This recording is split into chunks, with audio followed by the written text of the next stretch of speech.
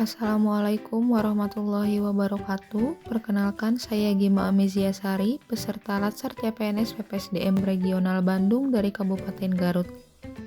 Pada kesempatan kali ini, saya akan memaparkan materi mengenai sintesa agenda 3 dan personal branding. Untuk agenda 3 sendiri, terbagi menjadi 3 bagian. Yang pertama, kita akan membahas mengenai manajemen aparatur sipil negara. Yang kedua, mengenai pelayanan publik. Yang ketiga, mengenai Whole of Government atau WOG. Kita akan mulai dari manajemen ASN terlebih dahulu. Manajemen ASN lebih menekankan pengaturan profesi pegawai sehingga diharapkan akan tersedia sumber daya ASN yang unggul dan selaras dengan perkembangan zaman. Berdasarkan jenisnya, pegawai ASN terdiri atas 1. Pegawai negeri sipil atau PNS. Yang kedua ada pegawai pemerintah dengan perjanjian kerja atau P3K.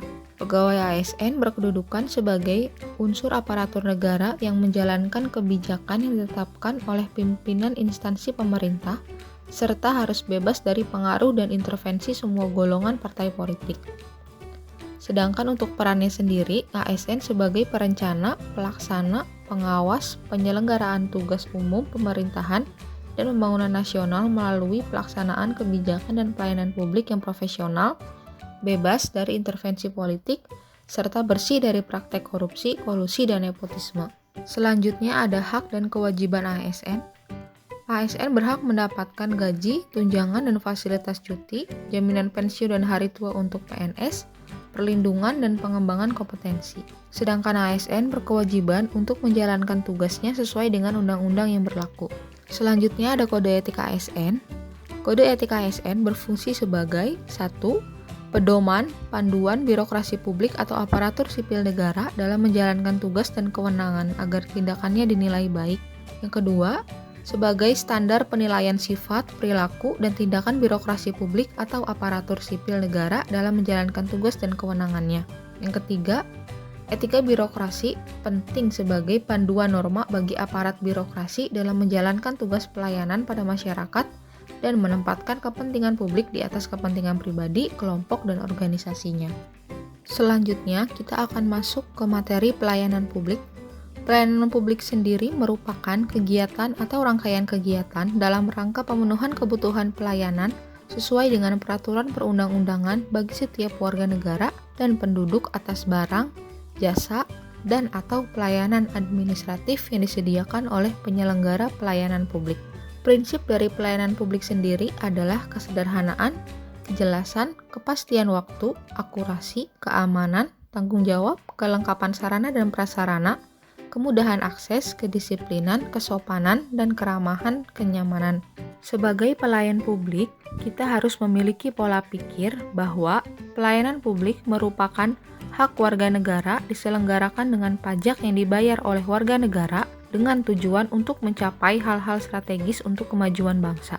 Unsur penting dalam pelayanan publik sendiri ada 3. Yang pertama ada penyelenggara layanan, yang kedua penerima layanan, yang ketiga ada kepuasan pelanggan.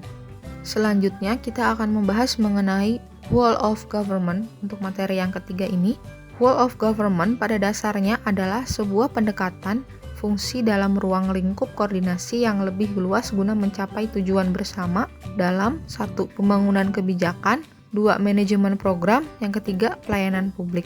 WOG sendiri diterapkan dalam penguatan koordinasi antar lembaga, membentuk lembaga koordinasi khusus, membentuk gugus tugas, serta untuk koalisi sosial.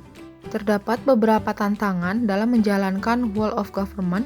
Yang pertama, ada kapasitas SDM dan institusi. Yang kedua, nilai dan budaya organisasi. Yang ketiga, ada kepemimpinan. Selanjutnya ada personal branding. Personal branding sebagai pelaksana kebijakan publik untuk menjalankan tugas sebagai pelayan publik yang profesional, berkualitas, dan akuntabel. Sebagai pelayan publik, untuk tetap memperhatikan kode etik dalam bekerja serta menciptakan pelayanan publik yang prima dan maksimal. Dalam market dan pemersatu bangsa, untuk berkolaborasi dengan stakeholder terkait demi mencapai tujuan bersama serta menciptakan sikap transparansi dan adil. Sekian penjelasan dari saya, kurang lebihnya mohon maaf. Terima kasih telah menyaksikan video ini. Wassalamualaikum warahmatullahi wabarakatuh.